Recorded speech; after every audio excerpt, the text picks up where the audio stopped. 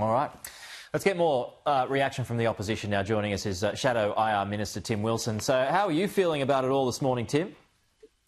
Well, I think it's incredibly depressing. We've got a government that is naive and is engaging in revisionism in terms of the issues. They're now saying that we should be going along with this because it's a bipartisan position.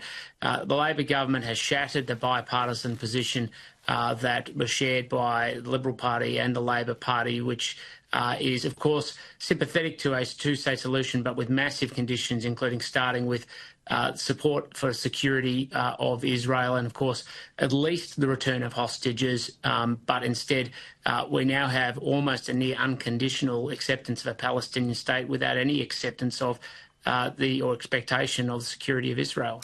Did Israel have this coming, though? The restriction of aid, the closure of crossings in March, which led to mass starvation. Folks looked on in horror. So is the Prime Minister just doing what the people want? Well, what we're seeing now is a very aggressive Hamas propaganda outfit being put forward. And unfortunately, the more Hamas uses civilians as props in their propaganda and we fall for it, the more they will continue to do it. I mean, on the 7th of October 2023, this is exactly the objective that Hamas sought to achieve. Senior Hamas official Ghazi Hamad said recently, the initiative by several countries to recognise a Palestinian state is one of the fruits of October 7. We proved the victory over Israel is not impossible, and now the Albanese government has gone along with it. I need to be clear about this, Peter. This is not being done in my name. The clear question for a lot of Labor MPs like Josh Burns and Mark Dreyfus is this being done in their name? They're saying nothing on social media. They're not fronting up to the media. I think it's their responsibility to turn up and say this is being done in their name or it is not being done in their name, because the decision this government is making is completely inconsistent with everything they've said in the past. All right, yeah, we did put call-outs to those names and we got crickets in terms of a reply. I mean, do you agree with our guests this morning who have said, I mean, essentially all these decisions are a lot of theatre because it's not going to change a single thing on the ground. So is it worth basically blowing up our relationship with Israel? And note that the Prime Minister actually accused Netanyahu this morning of being in denial. Well, I think there's only one person in denial, and it's our Prime Minister. Firstly, we should be standing by our allies. You know, we don't agree with every decision that's made by our allies all of the time. We don't agree with every decision that's made by the United States. We don't agree with every decision that's made by Israel either. But we should be working with them and standing by them as much as we can. But we're now faced with a situation where we're in open conflict with their national interests and their security. And I think it's enormously problematic because the message we've actually sent to the international community is not about Israel or Palestine.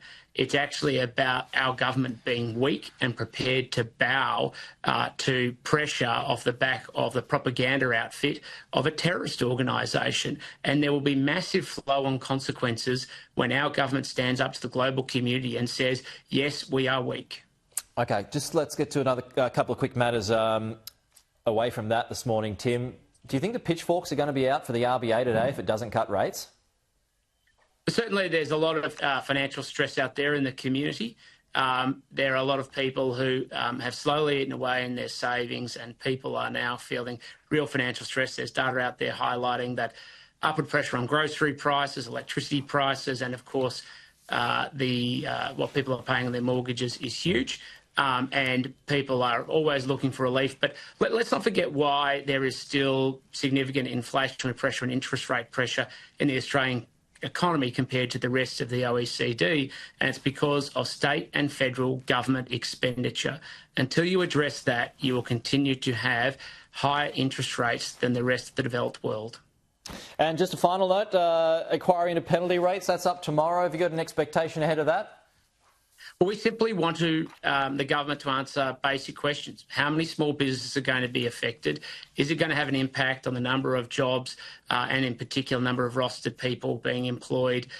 Because this whole palaver started because the retail industry wanted to increase the wages of retail workers as a baseline of 35%. So that Labor government's been arguing against a 35% increase in the base rate of pay for retail workers so that they can empower unions against workers. And we want to know what the case of that is and whether unions agree with it. Tim Wilson, thanks for your time.